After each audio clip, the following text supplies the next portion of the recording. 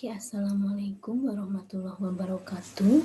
Di sini kita ketemu lagi dalam pertemuan yang kedua ya. Pertemuan yang kedua di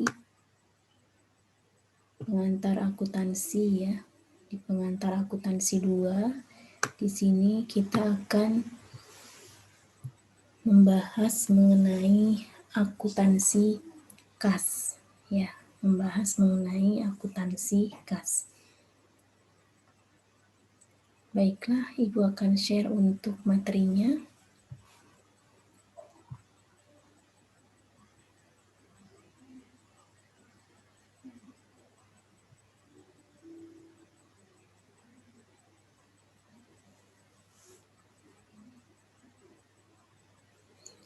Nah, di pertemuan yang kedua ini kita akan membahas mengenai akuntansi kas.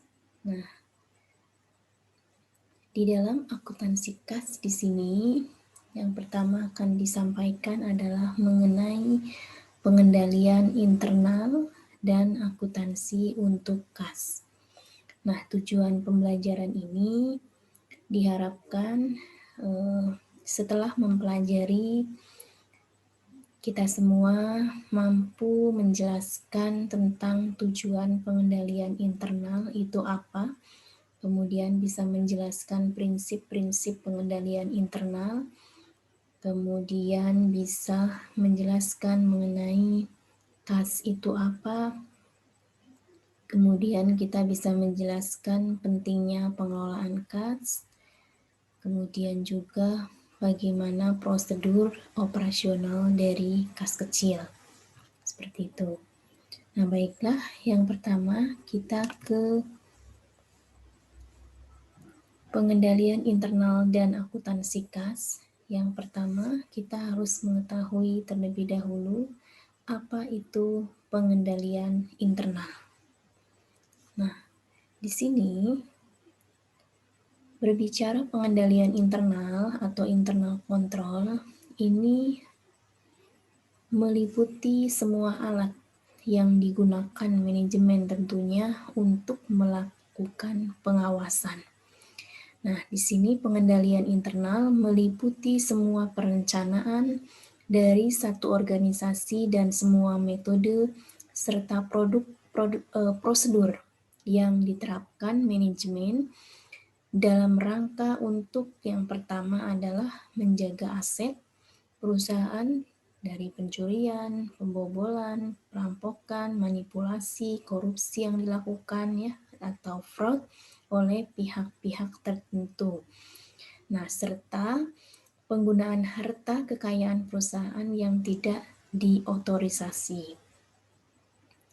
Nah, selain itu juga meningkatkan akurasi dan kepercayaan dari catatan akuntansi dengan cara mengurangi resiko kesalahan atau error dalam proses akuntansi yang dilakukan.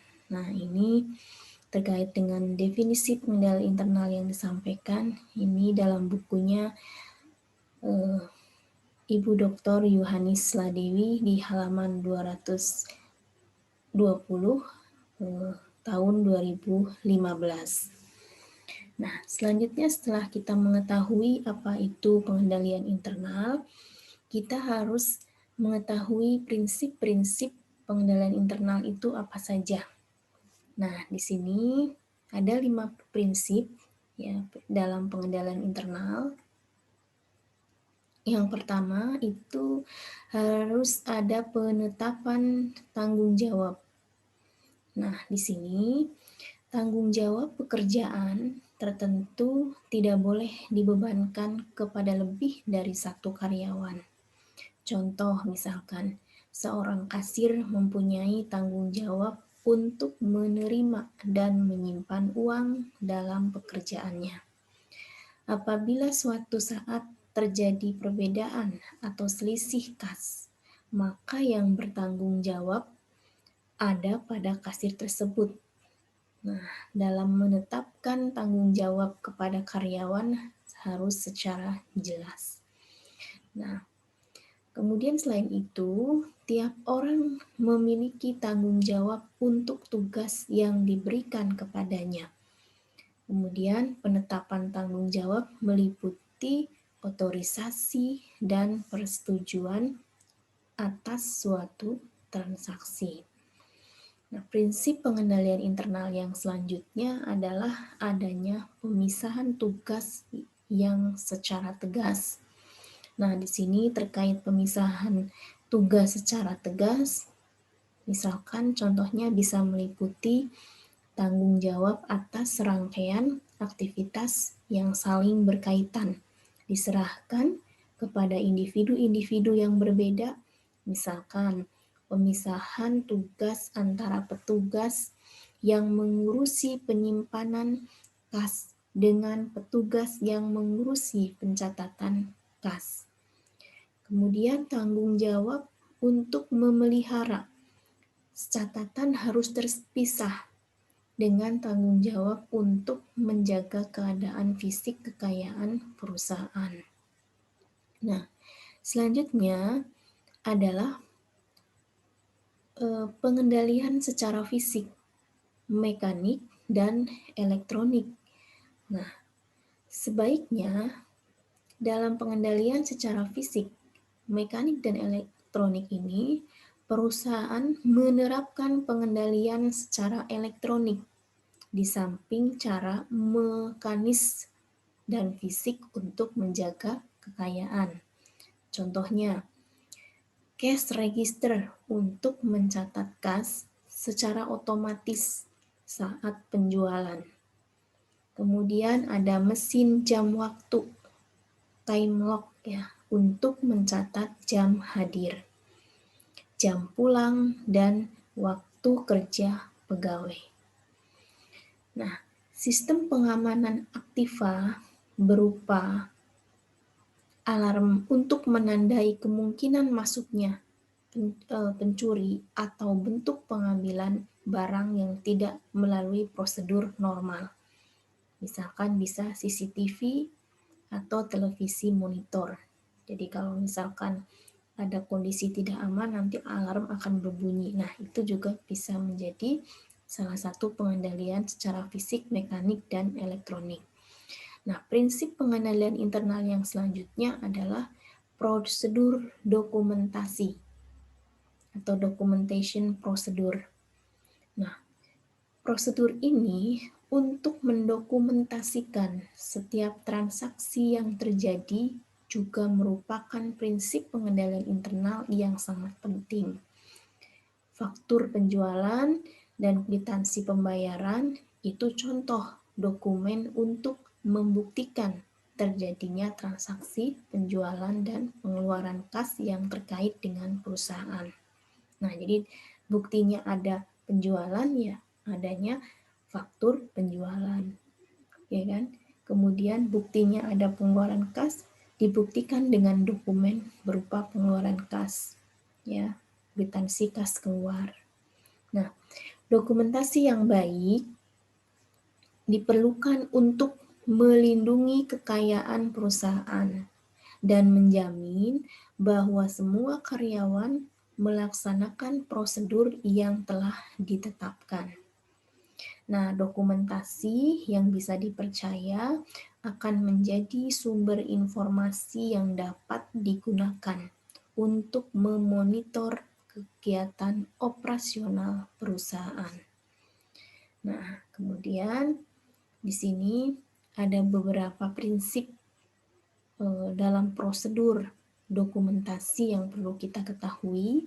Yang pertama, bahwa semua dokumen harus diberi nama terlebih dahulu, yang tercetak tentunya, dan semua dokumen harus bisa dipertanggungjawabkan. Nah, dokumen di sini sebagai bukti pencatatan akuntansi ya, disampaikan ke bagian akuntansi untuk meyakinkan bahwa transaksi telah dicatat tepat pada waktunya. Jadi tidak ada penundaan dalam pencatatan, karena hal ini akan menyebabkan berbagai macam hal-hal yang tidak bisa kita prediksikan. ya, karena kita tidak tepat waktu, bisa jadi nanti ada dokumen hilang dan lain sebagainya. Nah, itu perlu menjadi poin penting ya dalam prinsip prosedur dokumentasi.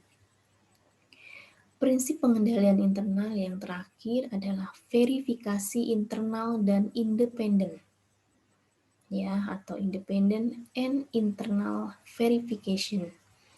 Nah, verifikasi di sini itu apa? Nah, verifikasi adalah proses untuk meyakinkan bahwa informasi mencerminkan realitas. Nah, verifikasi internal dan independen di sini itu adalah verifikasi yang dilakukan oleh bagian internal perusahaan. Dan independen adalah verifikasi yang dilakukan oleh bagian internal perusahaan dan kedudukannya bebas dari pengaruh bagian lain yang diverifikasi. Nah, meskipun sistem pengendalian internal telah dirancang dengan baik, kemungkinan masih saja terjadinya penyimpangan yang terjadi. Tetap saja ada aja terjadi setiap saat. Nah, misalnya kelelahan yang terjadi terhadap karyawan. Ini bisa mengakibatkan prosedur-prosedur yang ditetapkan akan diabaikan. Nah, untuk itu diperlukan pengkajian ulang serta secara teratur ya dilakukannya dan berkesinambungan bahwa agar prosedur-prosedur dapat dijalankan secara teratur, tertib, dan benar. Nah, proses ini itu harus dilakukan oleh pemeriksaan internal yang independen. Nah, tentunya agar pengendalian berjalan dengan efektif. Nah, di sini ada yang harus dilakukan supaya pengendalian berjalan dengan efektif. Yang pertama itu harus ada verifikasi secara periodik dan mendadak. Kemudian verifikasi oleh petugas yang independen. Kemudian penyampaian saran kepada manajer untuk tindakan koreksi. Nah, ini ada beberapa poin yang harus dilakukan supaya pengendalian internal bisa berjalan dengan efektif. Nah, selanjutnya berbicara pengendalian internal KAS. Setelah kita tahu apa itu pengendalian internal, maka kita harus mengetahui apa itu KAS. Ya, mungkin Anda semuanya juga sudah pernah mendengar kata KAS gitu ya. Nah, sekarang apa itu KAS? Nah, KAS di sini adalah uang tersediaan tentunya di perusahaan itu maupun disimpan di bank. Uang tersediaan itu persediaan uang, maksudnya di perusahaan maupun juga yang disimpan di bank. Berarti cash tunai ya, cash tunai, kemudian ada juga yang disimpan di bank. Yang siap dan bebas dipergunakan oleh perusahaan untuk menjalankan usahanya. Bebas silahkan digunakan, tetapi sepanjang untuk kegiatan usahanya. Nah, kas di sini kita tahu itu adalah aset paling liquid, penting, karena dapat digunakan untuk membayar kewajiban perusahaan. Di sini ya. Nah, di sini menurut IAI, Ikatan Akuntan Indonesia, dalam PSAK nomor 2, pernyataan standar akuntansi nomor 2, bahwa kas terdiri atas saldo kas di perusahaan, yaitu cash on hand, dan saldo rekening giro. Nah, kas di sini itu terdiri dari uang tunai, kertas, ya, uang tunai baik kertas maupun logam tentunya ya. Nah, simpanan uang di bank yang setiap saat dapat diambil, jadi selain berupa uang tunai berupa kas maupun logam, juga bisa berupa simpanan uang di bank yang setiap saat dapat diambil. dan bentuk-bentuk alat pembayaran lainnya yang mempunyai sifat seperti mata uang. Nah, di sini dari pengertian di atas, maka yang termasuk dalam perkiraan kas sebagai salah satu unsur current asset antara lain adalah mata uang, uang kertas maupun uang logam, baik mata uang dalam negeri maupun valuta asing. Nah, yang kedua adalah demand deposit. Apa itu? Nah, di sini adalah simpanan uang di bank yang setiap saat atau setiap waktu diperlukan dapat segera diambil. Nah, kemudian yang ketiga adalah cek. Ya, mungkin Anda pernah dengar ya, cek. Nah, cek di sini adalah surat perintah yang dibuat oleh sesuatu pihak yang mempunyai simpanan atau tabungan di bank yang isinya agar bank tersebut membayar sejumlah uang tertentu kepada pihak lain yang disebutkan di dalam cek tersebut. Nah, kemudian yang keempat adalah kasir cek. Apa itu? Nah, di sini adalah cek yang dibuat oleh suatu bank sehingga merupakan suatu perintah bayar dari bank kepada bank itu sendiri. Nah, cek semacam ini seringkali digunakan oleh bank yang bersangkutan untuk melakukan pembayaran-pembayaran atau kadang-kadang dijual kepada pihak lain yang menginginkan. Nah, sebab cek tersebut lebih terjamin kepastian pembayarannya dan tidak ada kekhawatiran bahwa cek itu merupakan cek kosong, cek yang tidak cukup dana untuk pembayarannya.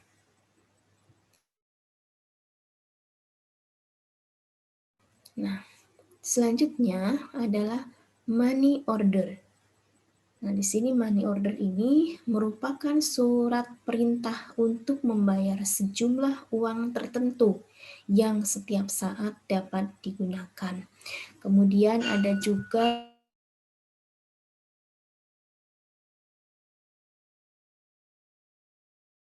di sini adalah certificate check. Adalah cek yang dibuat oleh suatu pihak lain dan sudah mendapat tanda tangan pengesahan oleh bank bersangkutan sebagai tanda bahwa cek tersebut memang cukup mempunyai dan bukan cek kosong. Kemudian ada traveler check, di sini adalah cek yang dikeluarkan oleh suatu bank untuk kepentingan orang-orang yang bepergian dan dapat digunakan untuk melakukan pembayaran ongkos-ongkos misalkan penginapan. Nah, dengan demikian di sini setelah kita tahu apa itu kas, apa itu yang masuk dalam perkiraan kas sebagai salah satu unsur current asset. Nah, di sini selanjutnya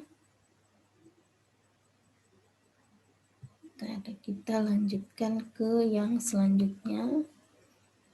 Ibu akan share ke selanjutnya. Setelah kita tahu perkiraan aset, maka yang selanjutnya adalah kita akan mengetahui yang bukan termasuk unsur kelompok kas di sini. Yang pertama adalah time deposit atau deposit berjangka. Nah, ini adalah simpanan uang di bank yang tidak dapat diambil kembali pada setiap waktu diperlukan. Nah, melainkan pengambilannya sudah ditentukan jangka waktunya, misalkan 3 bulan, 6 bulan, 1 tahun, dan sebagainya. Nah, kemudian yang kedua adalah surat-surat obligasi yang dikeluarkan oleh perusahaan lain. Kemudian ada juga surat-surat saham yang dikeluarkan oleh perusahaan lain. Kemudian yang keempat adalah cek mundur, post date check. Nah, di sini adalah cek yang tidak dapat diuangkan sebelum tanggal yang disebutkan dalam cek yang bersangkutan. Nah, di sini sebelum ke sifat-sifat dan karakteristik kas, nah, di sini keberadaan kas kita tahu dalam suatu entitas sangat penting karena tanpa kas aktivitas operasi perusahaan tidak dapat berjalan, ya kan? Nah, entitas tidak dapat membayar gaji karyawan, memenuhi kewajiban yang telah jatuh tempo, maupun kewajiban lainnya. Nah, di sini makanya entitas harus menjaga jumlah kas agar sesuai dengan kebutuhannya. Nah, jika jumlah kas kurang, maka kegiatan operasional perusahaan akan terganggu.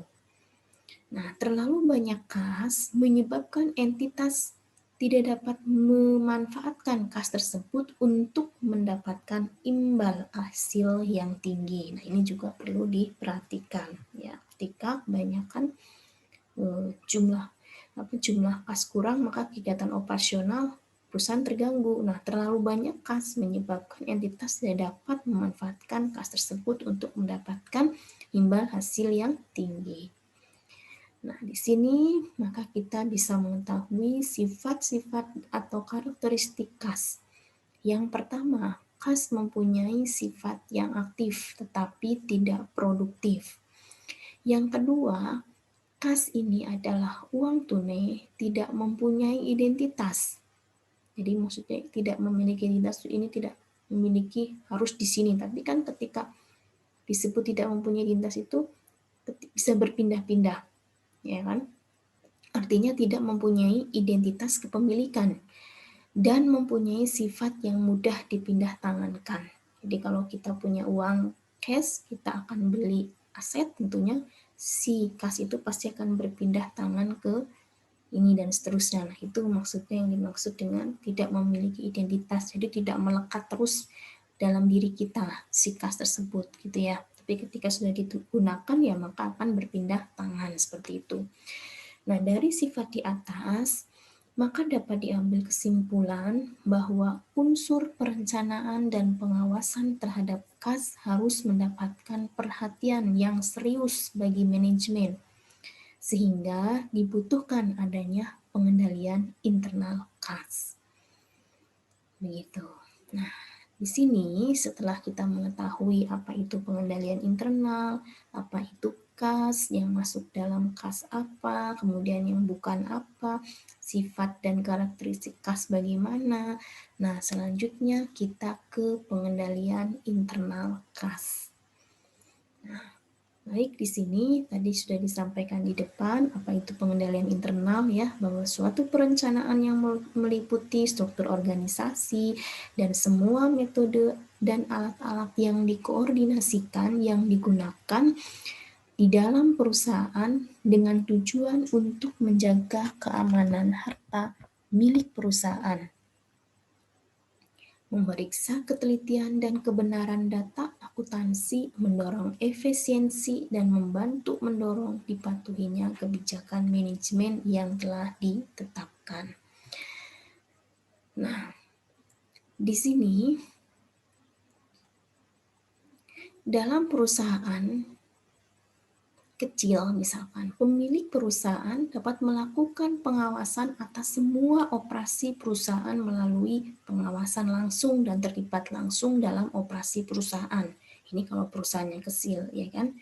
Nah, akan tetapi jika perusahaannya telah berkembang menjadi perusahaan yang besar, maka pemilik perusahaan sudah tidak dapat lagi melakukan pengawasan secara langsung karena skupnya sudah luas.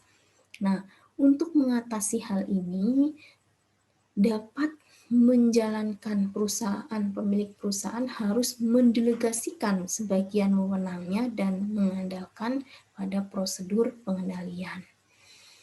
Nah, di sini tadi sudah disampaikan bahwa sistem pengendalian internal yang dirancang baik akan dapat mendorong diterapkannya kebijakan manajemen. Selain itu juga mendorong terciptanya efisiensi operasi, melindungi aktiva perusahaan dari pemborosan tentunya, kecurangan, dan pencurian, serta menjamin tercipta data akuntansi yang tepat dan dapat dipercaya.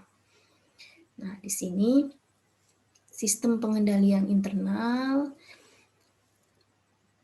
tidak dirancang untuk dapat mendeteksi adanya kesalahan, tetapi lebih mengutamakan pada usaha-usaha pencegahan dan mengurangi kemungkinan terjadinya kesalahan dan penyalahgunaan. Nah, praktik-praktik yang sering dilakukan untuk menyelewengkan kas ini ya, antara lain misalkan, ini contoh ya, itu penerimaan kas dicatat lebih rendah dari yang seharusnya dan selisihnya dimasukkan ke pribadi misalkan. Nah ini. Kemudian ada piutang yang timbul dari penjualan kredit tidak dicatat. Kas yang diterima dari piutang ini kemudian hari disalahgunakan. Ini bisa saja terjadi seperti ini. Kemudian contoh yang ketiga, penyelewengan yang mungkin dilakukan dari kas adalah cek untuk kepentingan pribadi dibebankan sebagai biaya perusahaan. Nah ini ya salah satu beberapa praktik-praktik yang tidak baik. Kemudian ada juga menunda posting. Nah ini nih kan juga hal-hal yang sangat tidak dibolehkan atau dilarang. Karena ini adalah praktik penyimpangan. Nah, makanya di awal tadi disampaikan bahwa dokumentasi pun harus tepat waktu. Sehingga apa? Tidak ada penundaan dalam memposting, tidak ada penundaan dalam mencatat. Gitu. Jadi harus dilakukan tepat waktu. Sehingga informasi nanti yang didapat dari laporan keuangan itu bisa akurat dan bisa dipercaya tentunya. Nah, di sini kejadian-kejadian tadi yang terjadi atau beberapa praktik yang tadi terjadi itu merupakan bagian yang mungkin saja ditemukan dalam operasional perusahaan. Nah, apabila petugas pemegang kas merangkap fungsinya baik sebagai penerimaan kas dan juga sebagai bagian pencatatan kas. Nah, di sini itu bisa saja terjadi, makanya tidak ada perangkapan jabatan. Gitu. Nah, kondisi-kondisi tadi yang sudah disampaikan itu dibutuhkanlah sebuah pengendalian kas. Nah, di sini pengendalian kas yang dapat dilakukan itu yang pertama harus adanya pemisahan fungsi baik sebagai pencatatan, penerimaan, dan pengeluaran kas harus dipisahkan dari tugas menyimpan dan menyetujui pengeluaran kas. Kemudian yang kedua, penyetoran ke bank. Nah, semua penerimaan kas harus segera disetorkan ke bank dalam bentuk giro. Nah, kemudian pemeriksaan mendadak. Pemeriksaan terhadap catatan dan fisik kas harus dilakukan secara mendadak dan tidak dalam interval waktu tertentu. Nah, ini harus dilakukan pemeriksaan hal-hal yang seperti ini bisa dilakukan dalam pengendalian kas. Kemudian menggunakan cek. Jadi setiap terjadinya pengeluaran kas, kecuali kas kecil, harus dilakukan dengan menggunakan cek. Ya, kecuali kas kecil, gitu ya. Nah, oke. Di sini diharapkan kita kembali lagi dengan adanya pengendalian internal terhadap kas dapat meningkatkan kualitas pengendalian internal. Nah, di sini ada beberapa cara menerapkan pengendalian internal, ya, khususnya dalam menerapkan pengendalian internal kas, diantaranya ada 3 ya. Yang pertama adalah petty cash, ya, atau sistem dana kas kecil. Kemudian yang kedua adalah rekonsiliasi bank. dan yang ketiga adalah sistem voucher. Baik, kita ke yang pertama adalah mengenai sistem dana kas kecil atau petty cash fund. Nah, ini adalah suatu dana yang dibentuk dan dipersiapkan untuk membiayai pengeluaran-pengeluaran kecil yang bersifat rutin. Nah, untuk membentuk dana kas kecil ini, langkah pertama yang harus dilakukan adalah memperkirakan jumlah uang kas yang diperlukan untuk pengeluaran-pengeluaran yang nilainya relatif kecil selama periode misalkan 1 minggu atau 1 bulan. Nah, dana ini diserahkan kepada kasir kas kecil yang bertanggung jawab terhadap pembayaran dari dana ini tentunya terhadap jumlah dana kas kecil. Nah, dalam hubungannya dengan dana kas kecil, ada 2 metode yang dapat digunakan. Yang pertama adalah sistem impress fund. Nah, ini adalah metode yang menentukan jumlah petty cash yang selalu konstan atau tidak berubah-ubah. Nah, biasanya petty cash ini diisi dari kas besar, sejumlah uang tertentu tentunya untuk keperluan pembayaran-pembayaran selama jangka waktu tertentu, misalkan untuk 1 minggu, 2 minggu, dan sebagainya. Nah, bila mana jangka waktunya telah habis atau jumlah uangnya sudah menipis, maka petty cash diisi lagi dari kas besar sampai mencapai jumlah yang telah ditentukan besarnya. Misalkan untuk kas kecil ini dipatok misalkan 1 minggu adalah 5 juta. Nah, maka ketika sudah mau habis atau sudah menipis, kita akan setorkan kembali dari kas besar sesuai dengan jumlah yang ditetapkan tadi per minggunya, misalkan 5 juta dan lain sebagainya. Nah, kemudian yang kedua adalah fluctuation system. Adalah metode yang tidak menentukan petty cash dalam jumlah yang selalu konstan. Jadi kalau yang pertama tadi kita ada tetap ya, 1 minggu misalkan 5 juta, begitu mau habis kita isi kembali. Nah, kalau yang kedua adalah fluctuation system. Metode yang tidak menentukan petty cash dalam jumlah yang selalu konstan, melainkan memberikan kemungkinan untuk berubah-ubah atau berfluktuasi. Nah, oleh sebab itu, biasanya pengisian uang dari kas besar ke dalam petty cash tidak dikaitkan dengan jangka waktu tertentu. Jadi tidak ditentukan 1 minggu, 2 minggu, dan sebagainya. Nah, pengisian tersebut akan dilakukan sewaktu-waktu persediaan uang dalam petty cash sudah dirasakan menipis. Gitu ya, itu adalah fluctuation system. Nah, baiklah di sini kita harus bisa membedakan sistem impress fund dan fluctuation system. Nah, tadi juga sudah disampaikan sebenarnya, tetapi kita bedakan di sini. Kalau impress fund, jumlah dana kas kecil selalu tetap, yaitu sebesar cek yang diserahkan kepada kasir kas kecil. Misalkan tetap 1 minggunya itu 5 juta atau 10 juta dan lain sebagainya sesuai dengan yang ditetapkan. Dan itu selalu kontinu, tetap. Jadi tidak berubah, misalkan udah 5 juta, nanti minggu kedua jadi 10, dan tidak seperti itu. Tapi berbeda dengan fluctuation system. Kalau fluctuation system, jumlah dana kas kecil selalu berubah-ubah sesuai dengan jumlah pengisiannya kembali dan jumlah pengeluaran dari kas kecil. Nah, kemudian impress one yang selanjutnya adalah pada saat ada transaksi pengeluaran, maka tidak perlu dijurnal, cukup kwitansinya disimpan saja. Nah, kalau fluctuation system, penjurnalan dilakukan bila terjadi pengeluaran. Jadi begitu ada transaksi pengeluaran, langsung dilakukan jurnal. Nah, kemudian di impress fund, penjurnalan dilakukan bila ada pengisian kembali dana kas kecil. Jadi kalau ada pengisian dana kas kecil baru dilakukan proses penjurnalan. Nah, ini adalah perbedaan sistem impress fund dan fluctuation system. Oke, kita lanjutkan ke contoh soal.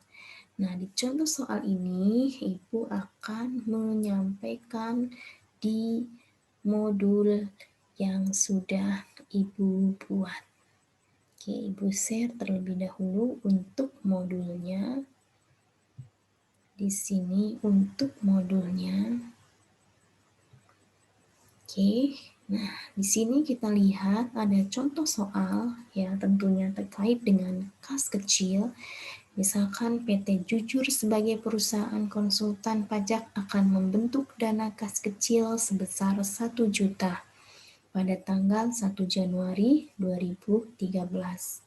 Transaksi pengeluaran kas kecil yang terjadi selama bulan Januari adalah sebagai berikut. Nah, di sini kita lihat tanggal 2 Januari 2019 membayar langganan harian koran sebesar 72.000. 3 Januari membayar biaya kurir pengiriman surat 150.000. 7 Januari membayar biaya alat tulis sebesar 170. 800. Januari 2019 membayar rekening listrik sebesar 140.000. 10 Januari dana kas kecil diisi kembali. 11 Januari saldo dana kas kecil diturunkan menjadi 750.000. 12 Januari 2019 saldo kas kecil dinaikkan menjadi 1.500.000. Catatlah transaksi petty cash di atas dengan menggunakan metode impress fund dan fluctuation system. Nah, baiklah di sini kita perbedaan pencatatan impress fund dan fluctuation system. Ketika menggunakan impress fund, pada saat pengisian dana kas kecil sebesar 1 juta, maka dicatat petty cash to cash sebesar 1 juta.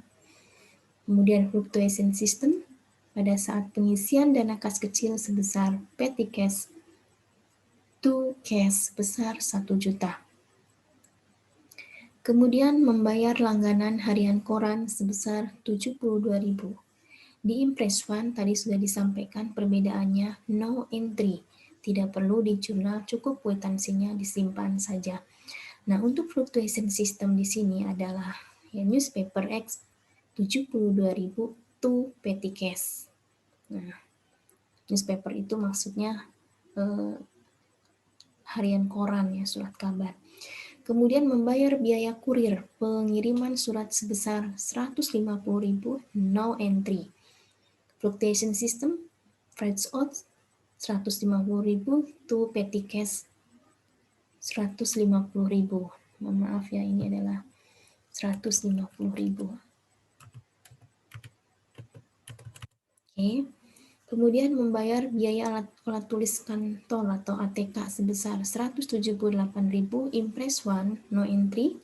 Kemudian ke fluctuation system adalah SpaceX adalah alat tulis kantor, maksudnya ya ATK 178.000 to petty cash 178.000. Kemudian selanjutnya membayar rekening listrik sebesar 140.000 no entry impress fund. Untuk fluctuation system electric F 140.000 to petty cash 140.000. Jadi biaya rekening listrik to petty cash 140.000.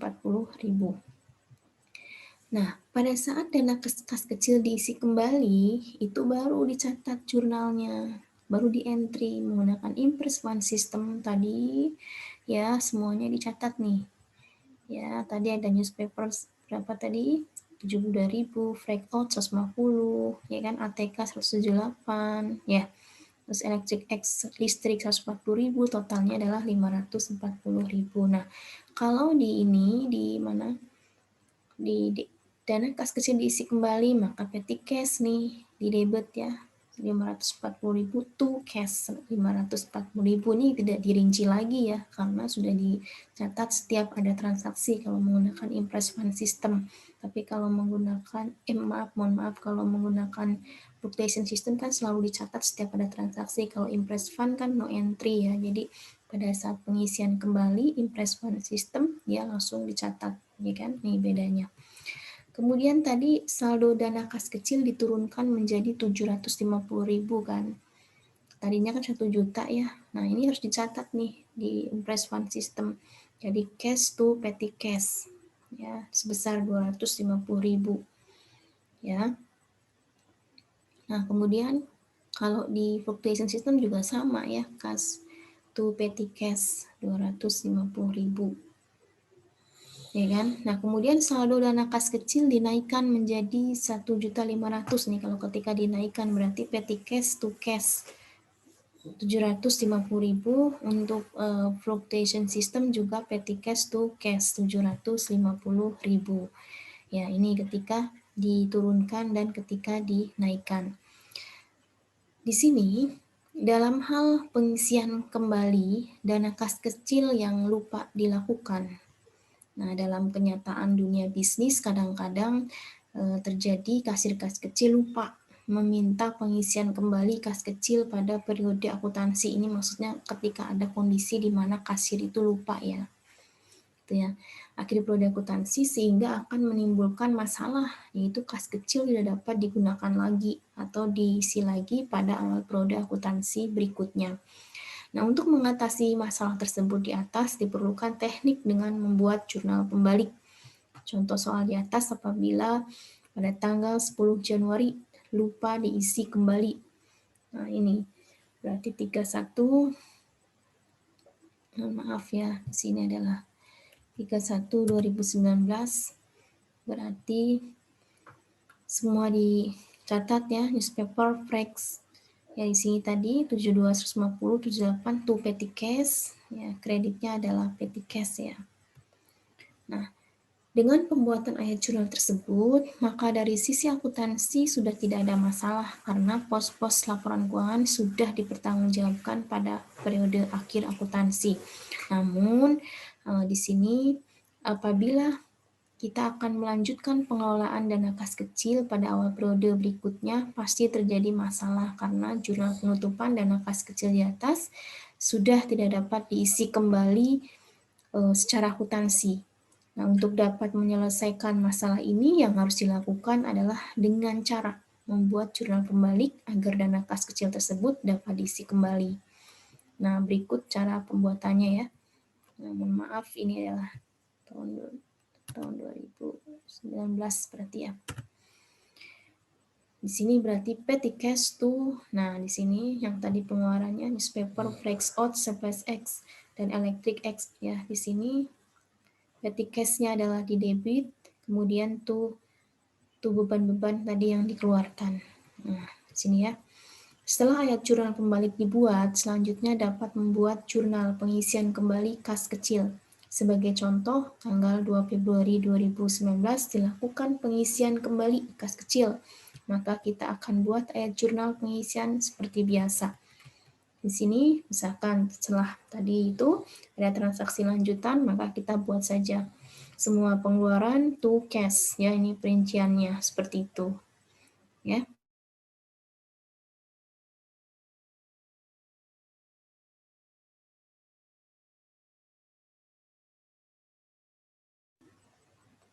Saldo kas kecil ketika ada saldo dana kas kecil terlalu besar atau terlalu kecil. Nah, di sini pemegang dana kas kecil perusahaan adalah operator kas kecil yang bertanggung jawab terhadap operasional penggunaan kas kecil dalam kegiatan pembayaran perusahaan.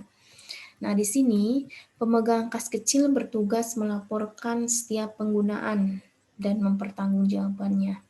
Dalam praktiknya, pemegang kas kecil dihadapkan pada jumlah saldo kas kecil yang terlalu besar atau sebaliknya terlalu kecil. Untuk itu, perlu adanya penyesuaian jumlah saldo kas yang dikelola oleh pemegang dana kas kecil, tentunya agar sesuai dengan kebutuhan sehari-hari. Nah, di sini, bila saldo kas terlalu besar, misalnya saldo dana kas kecil ditetapkan 1 juta, Tapi pemegang kas kecil merasa jumlah kas kecil terlalu besar sehingga meminta pengurangan saldo kas kecil sebesar 750.000. Gitu ya. Berarti saldo dana kas kecil yang baru menjadi 750.000, maka ayat jurnal yang dibuatnya adalah ini di tanggal 11 Januari misalkan 2019, maka cash to petty cash 250.000. Ya, jika merasa saldo tetapnya 1 juta, wah saya ini merasa kegedean karena pengeluaran nggak nyampe segitu. Nah, akhirnya diturunkan menjadi 7,5. Nah, ini adalah jurnalnya jika terlalu besar. Nah, bila saldo kas terlalu kecil, misalnya saldo dana kas kecil yang sudah ditetapkan sebesar 1 juta, ini kebalikannya, dirasa terlalu kecil karena ternyata 1 minggu itu bisa mengeluarkan pengeluaran lebih dari 1 juta misalkan. Artinya kan terlalu kecil ya, berarti harus ada penambahan. Nah, dirasa terlalu kecil, maka pemegang kas kecil meminta penambahan saldo kas kecil sebesar 1 juta. Nah, berarti saldo kas kecil yang baru menjadi 2 juta. Nah, di sini ayat jurnal yang dibuat adalah ya petty cash to cash. Ya, petty cash to cash sebesar 1 juta. Nah, kalau terlalu besar adalah cash to petty cash. Kalau terlalu kecil berarti petty cash to cash.